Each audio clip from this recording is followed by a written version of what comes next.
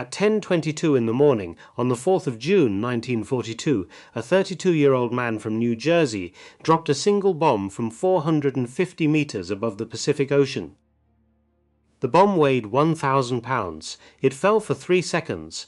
When it landed, it killed 267 men, sank the flagship of the Imperial Japanese Navy, and ended the longest winning streak in the history of naval warfare. The man's name was Richard Best. By sundown that same day he would be dying, he just didn't know it yet. This is the story of the 3 seconds that turned the war in the Pacific, and the price one American pilot paid to deliver them. The sea was still black when the bell rang on Akagi. It was 4:30 in the morning, June 4, 1942. The Pacific stretched in every direction, an endless plain of dark water beneath a sky just beginning to bruise with the first hint of dawn. On the flight deck of the Imperial Japanese aircraft carrier Akagi, 260 meters of teak and steel rolled gently on the swell. Men moved in silence, mechanics in dark coveralls, armorers with grease-blackened hands, pilots in leather flying suits, their parachute harnesses tightened, their silk scarves white against the gloom. 27 aircraft waited, 9 Zero fighters, 18 Kate torpedo bombers, their bellies loaded not with torpedoes this morning but with bombs, 800 kilograms apiece, meant for the airfields of a small American outpost called Midway. A signal lamp blinked from the island. Engines coughed, caught, then settled into a deep mechanical chorus. One after another, the aircraft rolled forward, gathered speed, and lifted into the lightening sky. From 4 carriers, Akagi, Kaga, Hiryu, Soryu, 108 aircraft climbed together. They formed up over the fleet like a cloud of dark birds. Then they turned east, toward Midway, and were gone. On the bridge of Akagi a man watched them disappear. His name was Chuichi Nagumo. He was 55 years old, a vice admiral, the commander of the most powerful naval strike force in the world. He did not smile. He rarely did. Nagumo was a torpedo officer by training, a man of the old surface navy, a sailor who had risen through battleships and cruisers. He had not asked to command this fleet of carriers. He did not fully understand them. 6 months ago, a younger generation of aviation officers, Genda, Yamaguchi, Fushida, had taken these ships into the dawn over Hawaii and changed history. Nagumo had stood on this same bridge that morning and watched the planes leave. He had brought them home, and ever since, the world had called him a conqueror. But he had never believed it. Behind him, in a small cabin 1 deck below, a man lay flat on his back, staring at the ceiling. His name was Mitsuo Fuchida. He was 39 years old, a commander, the pilot who had led the Pearl Harbor attack, who had spoken the words Tora, Tora, Tora into a radio microphone 6 months earlier and announced the beginning of a new kind of war. 3 days ago his appendix had burst. The ship's surgeon had cut him open on a steel table in the middle of the ocean. The wound was still raw. He could not stand, he could not walk, he could not fly. The greatest air commander in the Imperial Navy would spend this morning lying in his bunk, listening through the bulkhead as his men flew without him. And he was not alone. In another cabin, Commander Minoru Genda, 37 years old, the strategic mind behind the entire carrier doctrine, the man who had planned Pearl Harbor itself, burned with a fever from pneumonia. He could rise, he could pace, but his lungs ached and his head swam, and the brilliance that had made him the most respected aviation officer in the Navy was dulled by sickness. 2 men, 2 minds, the architects of Japanese air power, and on the morning that would decide the war, both of them were broken. Nagumo stood alone on the bridge. He did not know it yet, but 1,800 kilometers away, in a windowless basement beneath the headquarters at Pearl Harbor, another man had been waiting for him. The man's name was Joseph Rochefort. He was 42 years old, a commander in the United States Navy. He wore a red smoking jacket over his uniform and bedroom slippers on his feet because the basement was always cold and he rarely left it. He had not slept properly in weeks. He had not shaved. He smelled faintly of pipe tobacco and stale coffee. Rochefort ran a unit called Station Hypo. His team, fewer than 30 officers and enlisted men, had been doing something the Japanese believed impossible. They had been reading Yamamoto's mail. For months they had been pulling apart the Japanese naval code, designated JN-25 fragment by fragment. They could not read every word, but they could read enough. They knew an operation was coming. They knew it was massive. They knew the target was identified in the intercepts only as AF. Washington thought AF was the Aleutians, or California, or Hawaii itself. Rochefort believed it was Midway. To prove it, he had arranged a trick. He had ordered the radio station on Midway to send an uncoded message, complaining that the island's water distillation plant had broken down. 2 days later, a Japanese intercept was picked up reporting that AF was short of fresh water. The trap was sprung. Midway was AF, and Admiral Chester Nimitz, 57 years old, the calm and methodical commander of the Pacific Fleet, had already ordered his 3 remaining carriers, Enterprise, Hornet, and Yorktown, to a point in the empty ocean 300 miles northeast of Midway. A point Nagumo did not know existed, a point the Americans called Point Luck. On the flight deck of USS Enterprise, a man named Richard Halsey Best was preparing his aircraft. He was 32 years old, a lieutenant, the executive officer of Bombing Squadron 6. He was lean and quiet and had a reputation for discipline that bordered on the unforgiving. His pilots called him Sir. Behind his back, they called him a perfectionist. Some of them did not like him. None of them doubted him. Best had grown up in New Jersey. He had graduated from the Naval Academy. He had flown dive bombers since 1938. He believed in 2 things absolutely: that the dive bomber, properly handled, was the most devastating weapon in naval warfare, and that the men who flew it owed it their complete attention every second of every flight, or it would kill them. This morning he checked his Dauntless himself. He walked around the wings, ran his hand along the leading edges, peered into the engine cowling, tested the dive flaps. He inspected the bomb mounted under the belly of the aircraft, 1,000 pounds, 454 kilograms, a semi-armor-piercing bomb designed to punch through the deck of a warship before it exploded. He climbed into the cockpit, he buckled the harness, he adjusted his oxygen mask. He did not yet know that the oxygen tank in this aircraft had been improperly serviced. He did not know that within hours he would inhale caustic soda from a damaged canister, and that this single breath would scar his lungs and end his flying career and condemn him to a long life on the ground. He knew only that the morning was clear, and that somewhere over the horizon 4 Japanese aircraft carriers were waiting. Above him, on the bridge of Enterprise, Lieutenant Commander Wade McCluskey was studying his charts. McCluskey was 40 years old. He had flown fighters most of his career. He had been given command of the Enterprise Air Group only 2 months earlier. The dive bombers below him on the flight deck were a weapon he was still learning to use. He would lead them into the sky today. He would lead them across hundreds of miles of empty ocean, and before this day was finished, a decision he made in the cockpit of a single aircraft, a decision born of low fuel and dying hope, would alter the course of the Pacific War. But that was still hours away. On Akagi, at 7:28 in the morning, a scout plane radioed in, "Enemy ships in sight." Nagumo read the message. He read it again. The position was north of the Japanese fleet, bearing 010. Distance 200 miles. He had not expected this. His staff had assured him there were no American carriers in the area. The first strike on Midway was already returning, low on fuel. The reserve aircraft on his flight decks were armed with torpedoes and armor-piercing bombs, the proper weapons for attacking ships. But 30 minutes earlier, the leader of the Midway strike had radioed that a second attack on the island would be necessary. And Nagumo had given the order to rearm the reserve aircraft with land attack bombs. Below deck, in the cavernous hangars of Akagi and her sister ships, hundreds of ordnance men were already at work. They were unbolting torpedoes from the bellies of Kate bombers. They were lowering them onto wheeled trolleys. They were rolling them away.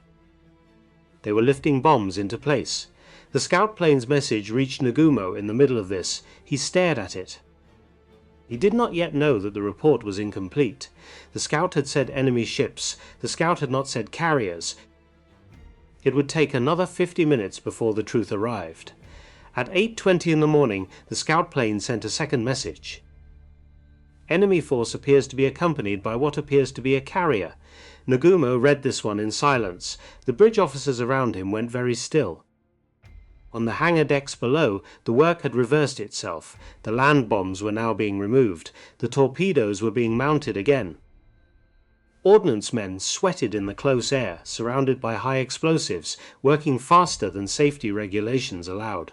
Bombs that should have been returned to the magazines were instead piled against the bulkheads because there was no time to stow them properly. Above this, on the flight deck, the first wave was returning from Midway. They circled the carrier, low on fuel, some of them damaged. They had to land. They had to land soon. The deck had to be cleared. Nagumo gave the order. The reserve aircraft, half-armed, were sent back down on the elevators. The deck was opened to receive the returning planes. It was the only decision he could have made. It was also the wrong one. Because at that moment 300 miles to the east, the dive bombers of USS Enterprise were already in the air. And Lieutenant Richard Best was leading 3 of them toward a point in the ocean that did not yet have a name. A point that, in less than 2 hours, would be marked by a column of black smoke rising 15,000 feet into the clear Pacific sky. The column that would announce the death of the Red Dragon. The sea was bright now. The Pacific had turned from black to grey, to that hard-hammered blue that old sailors knew was the colour of a good day to die. The sun was climbing, the wind was steady from the southeast, visibility 30 miles, cloud cover, scattered cumulus at 1,500 feet. Perfect flying weather. On the bridge of Akagi, Vice Admiral Chuichi Nagumo watched the last of his Midway strike aircraft settle onto the flight deck. The deck crews ran to them, shocked the wheels, folded the wings, pushed them toward the elevators. The aircraft disappeared down into the hangars, one after another, like coins dropping into a slot. It was almost 9 o'clock in the morning. Nagumo had been awake for 6 hours. He had not eaten. He had not sat down. His staff officer, Rear Admiral Ryunosuke Kusaka, stood beside him. Kusaka was 49 years old. He was Nagumo's friend. He had served with him for years. He watched the Admiral now and saw what no one else could see, the small tremor in the left hand, the slight stoop in the shoulders, the eyes that did not quite focus. Nagumo turned to him. "We will recover the strike. We will rearm. We will launch a full attack on the American carriers." Kusaka nodded. He did not speak. There was nothing to say. The decision had been made. The aircraft were below in the hangars.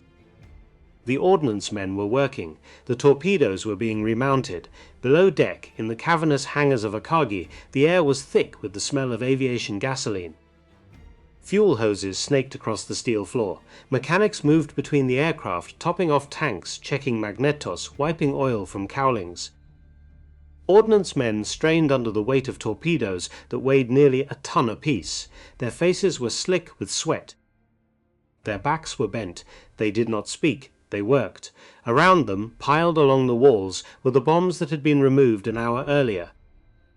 250-kilogram land attack bombs, 800-kilogram general-purpose bombs. They should have been returned to the armoured magazines 4 decks below. There was no time. A boatswain's mate, 22 years old, looked at the pile of explosives and said something to the man beside him. The man laughed. They went back to work. Neither of them would survive the day. 200 miles to the east, the American attack was coming.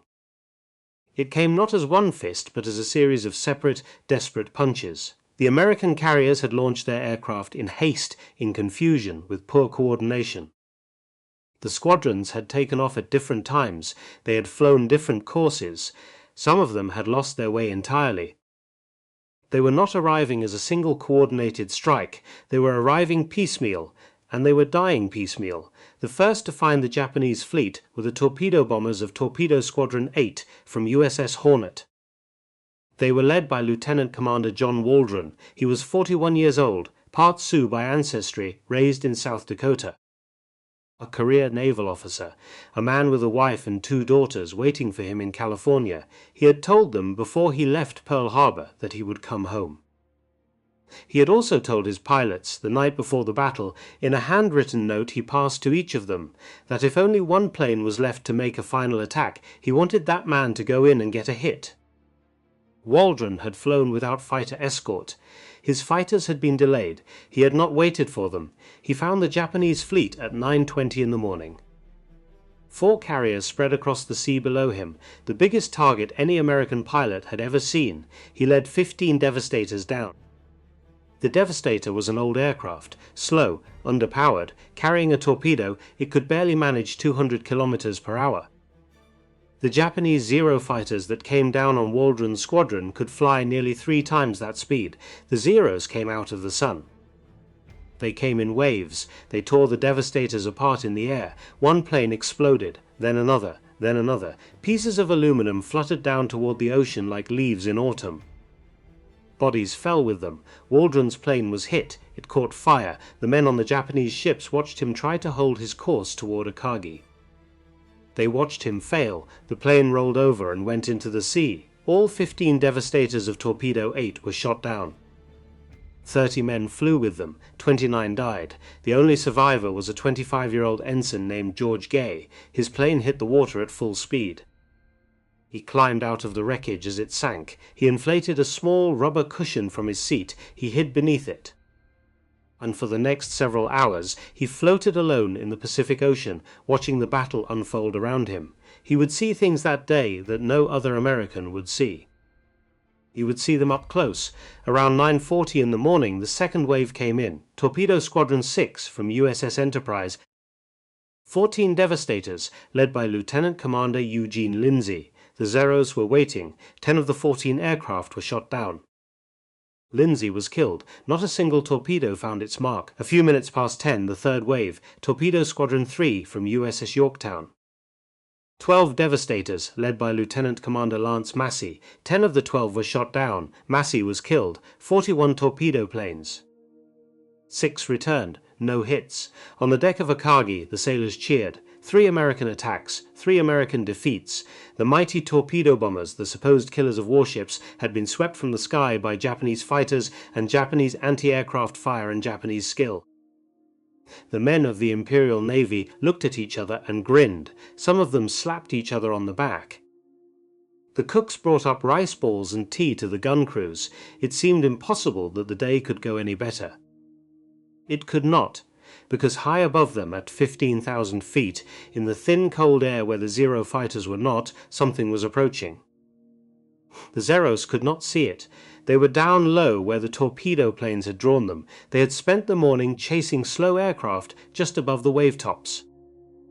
Their fuel was lower than they realized. Their guns were hotter. Their pilots were tired. The combat air patrol of the Japanese fleet, the shield that should have been at every altitude, at every quarter of the compass, had collapsed downward.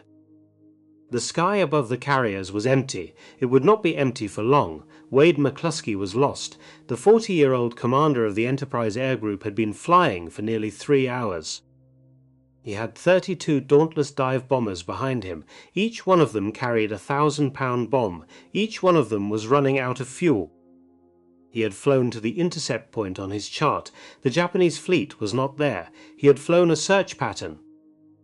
The Japanese fleet was not there either. He looked at his fuel gauge. He looked at his chart. He looked at the empty ocean below him. He had a decision to make. Standard doctrine said to turn around, to return to the carrier, to save the aircraft, save the pilots, fight another day. McCluskey did not turn around. He flew on. It was the most important decision any American officer made that day. Possibly that year, possibly that war. A few minutes later, at 5 minutes before 10, he saw it, a long white wake on the dark blue ocean far below him, drawn straight as a chalk line across the sea. A Japanese destroyer running at full speed. Her name was Arashi. She had been hunting an American submarine, the USS Nautilus, for the last hour.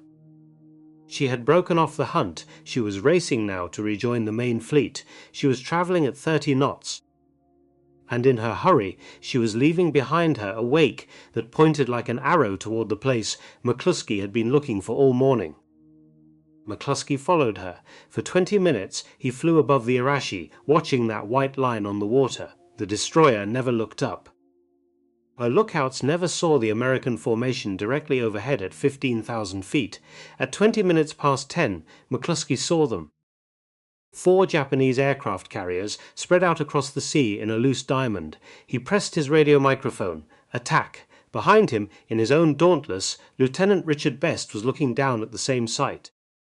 He saw two carriers clearly. He saw two more in the distance. He understood immediately the doctrine. The squadron commander would take his aircraft against the far carrier. The squadron behind him would take the near carrier. Best was the executive officer of Bombing 6. He was preparing to lead his squadron against the near carrier, the closest one, the one directly below them. The one called Akagi. He pushed his stick forward, he opened his dive brakes, he began the dive, and then he saw something that made his blood go cold. McCluskey, ahead of him, was diving on the near carrier. The entire group commander's section was diving on Akagi. The squadron behind Best, Scouting 6, was following them down. They were all attacking the same ship.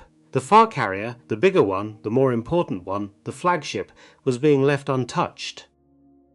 Best had a fraction of a second to decide. He pulled out of his dive. He pulled up so hard the airframe groaned. He climbed back to altitude. He looked behind him. Of his entire squadron, only 2 aircraft had seen his signal and followed him up. 2 pilots. Lieutenant Edwin Kroger, 25 years old, from Iowa. A quiet man, dependable, the kind of pilot who never made the headlines and never made mistakes.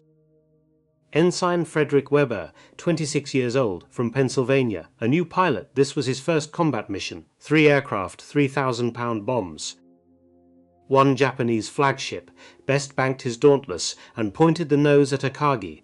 Below him, the sailors on the deck of the great carrier were still cheering the defeat of the American torpedo planes. The hangars below them were still a maze of fuel hoses and half-armed aircraft. The reserve strike was almost ready. In another 10 minutes, 15 at most, the carriers would turn into the wind and launch. The aircraft warmed their engines below. The Zeros patrolled the wave-tops. The sky above was empty. Best pushed the stick forward. The dive began. He saw the deck of Akagi grow in his bomb sight. He saw the rising sun emblem painted on the wood, white and red, the size of a small house from this altitude, growing larger every second. He felt the airframe shake. He felt the wind tear at the cockpit. He felt the blood pool in the back of his head as the aircraft accelerated past 250 knots, past 300, past 350. He held the dive. He held it longer than the manual said to hold it. He held it until the deck of Akagi filled his entire field of vision.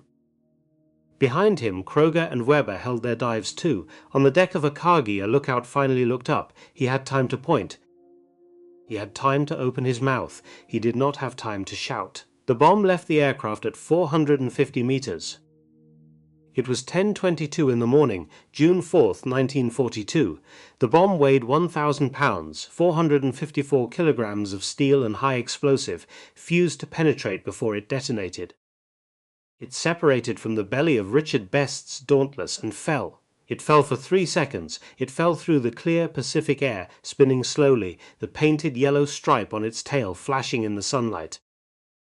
Below it, the flight deck of Akagi rose to meet it. The white wake of the carrier streamed behind her as she turned to starboard, trying to evade. She could not turn fast enough. The bomb struck the flight deck just aft of the amidships elevator. It punched through the wooden planking. It punched through the steel beneath. It penetrated to the upper hangar deck. And then, at a depth of approximately 7 meters below the flight deck, surrounded by Kate torpedo bombers being refueled and rearmed, surrounded by torpedoes mounted to bellies and bombs stacked along the bulkheads, surrounded by hoses full of aviation gasoline, it exploded. For 1 long second, nothing on the surface of Akagi changed. Then the flight deck bulged upward. The teak planks lifted as if pushed by a giant hand from below. A geyser of flame, white at its core, orange at its edges, blasted up through the elevator opening and reached 50 meters into the sky. The chain reaction had begun. Inside the hangar, the fireball traveled in every direction at once. It reached the first Kate bomber.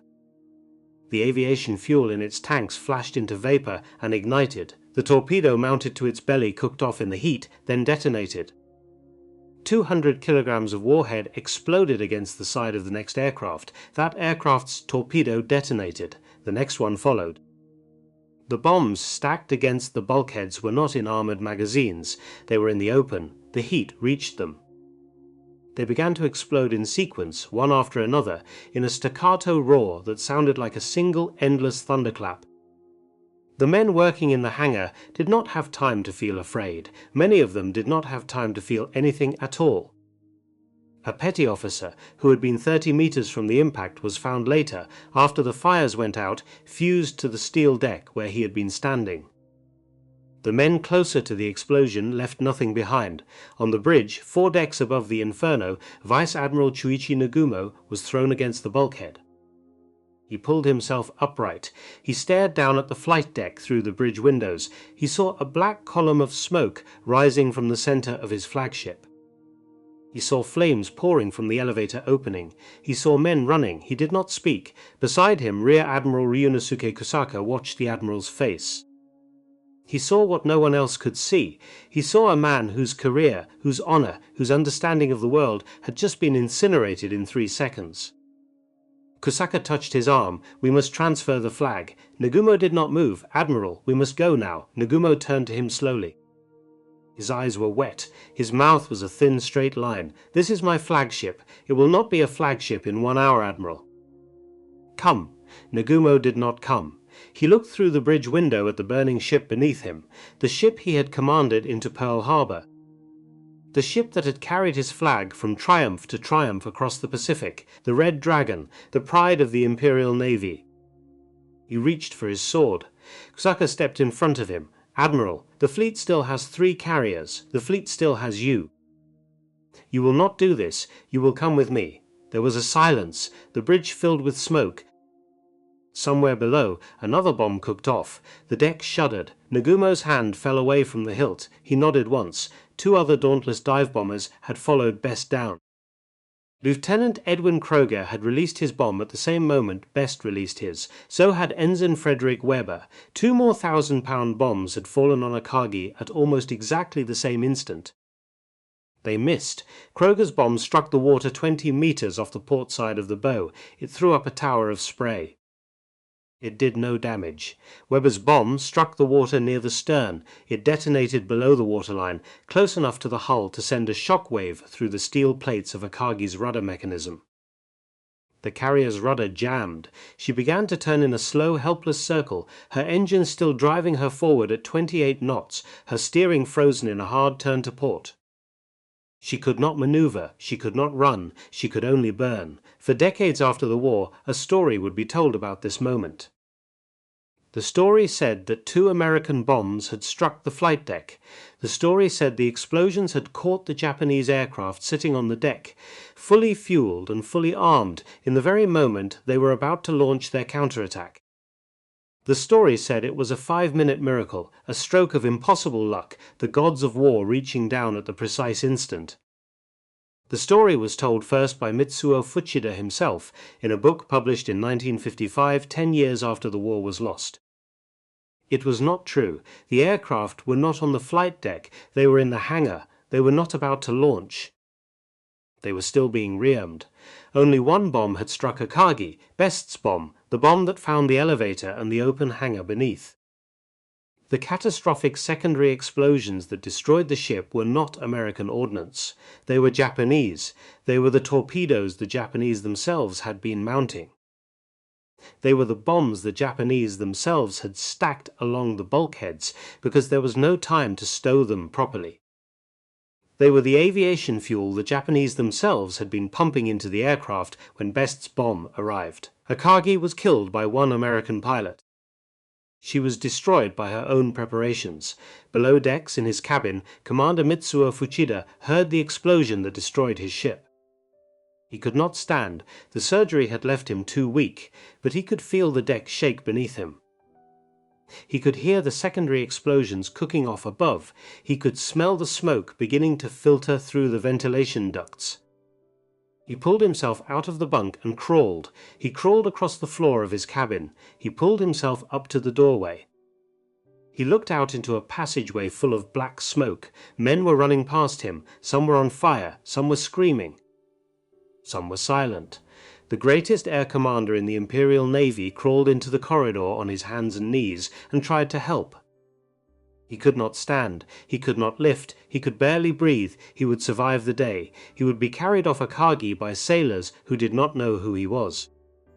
He would live another 30 years, and for most of those years he would tell a story about the death of his ship that made it sound like fate, like cosmic injustice, like a miracle of bad timing rather than what it actually was. What it actually was the consequence of choices. By 11 o'clock the fires on Akagi were beyond control. The hangar deck had become a furnace. The temperature inside had passed 1000 degrees Celsius.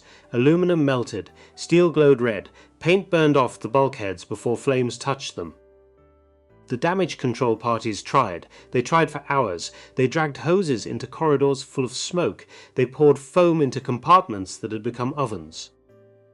They flooded the magazines before the fires could reach them.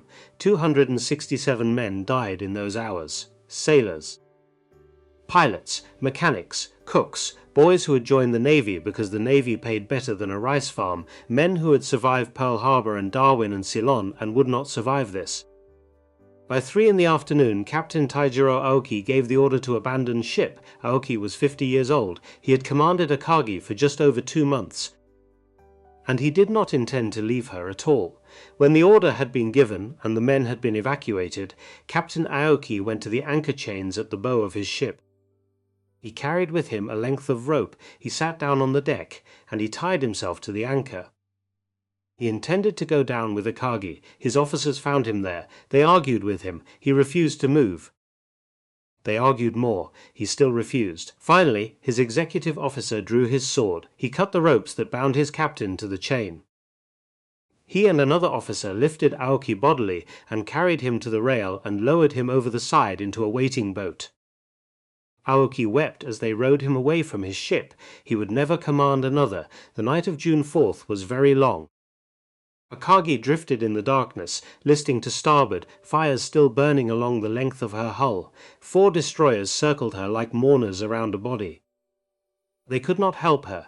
They could only wait for orders. The orders came at dawn. They came from Admiral Isoroku Yamamoto himself, the 58-year-old commander of the entire combined fleet, aboard the battleship Yamato more than 500 kilometers to the west. Yamamoto had spent the night listening to reports of disaster. He had lost 3 carriers already, Kaga, Soryu, and during the afternoon Hiryu, the last of them struck by aircraft from Enterprise and Yorktown. Akagi was the last, and Akagi was dying. The order Yamamoto sent was the hardest order an admiral could give. Scuttle Akagi. At 5 in the morning, on June 5, 1942, 4 Japanese destroyers, Arashi, Hagikaze, Maikaze, and Nowaki, turned their torpedo tubes toward the burning flagship of the Imperial Navy. On each destroyer, the crews stood at attention. Some of them wept openly, none of them looked away. The torpedoes were the Type 93. They were the finest torpedoes in the world. The Japanese had developed them in secret over a decade. They had never before been fired against a ship of the Imperial Navy itself. The first torpedo struck Akagi near the bow. The second struck amidships. The third and fourth struck the stern. The Red Dragon shuddered. She listed harder. She rolled onto her side. For a moment she seemed to hesitate, as if she did not want to go. At 20 minutes past 5 she went. The bow slipped under first, then the bridge, the island, the great flight deck, where so many aircraft had taken off to so many victories. The stern lifted high, the 4 bronze propellers turning slowly in the air. Then it, too, slid down. The Pacific closed over the place where she had been. Only oil and debris remained on the surface. She fell for more than 10 minutes through the dark water before she reached the bottom. She came to rest at a depth of 5,490 meters. Lieutenant Richard Best did not know any of this. He was already in the air again. 5 hours after his attack on Akagi, that same afternoon, he led another flight from Enterprise against the last surviving Japanese carrier, Hiryu. He dove again. He released again. His bomb struck the flight deck near the forward elevator. Hiryu burned through the night and was scuttled the next morning. Richard Best had hit 2 Japanese aircraft carriers in a single day. No other pilot in history would ever do it. But something else had happened to him during that morning attack on Akagi, something he had not noticed at the time. The oxygen tank in his cockpit had been damaged. Caustic soda from the system had vaporized at altitude. He had inhaled it. By the time he landed back on Enterprise that evening, he was coughing blood. A week later, in the sick bay at Pearl Harbor, the doctors diagnosed tuberculosis. His lungs had been scarred by the soda. The disease would take advantage of the injury. He was 32 years old. His flying career was over. He would never sit in the cockpit of a combat aircraft again. He spent more than a year recovering in a naval hospital. He lived the rest of his life on the ground, in California, with his wife and his children and his quiet routines, never famous, never wealthy, never seeking attention. He died in October of 2001 at the age of 91. When asked in his last years about the morning of June 4, 1942, he did not speak of glory. He did not speak of victory. He spoke instead of the men who had died that day, the Japanese sailors who had been working in the hangars of Akagi when his bomb came through the deck.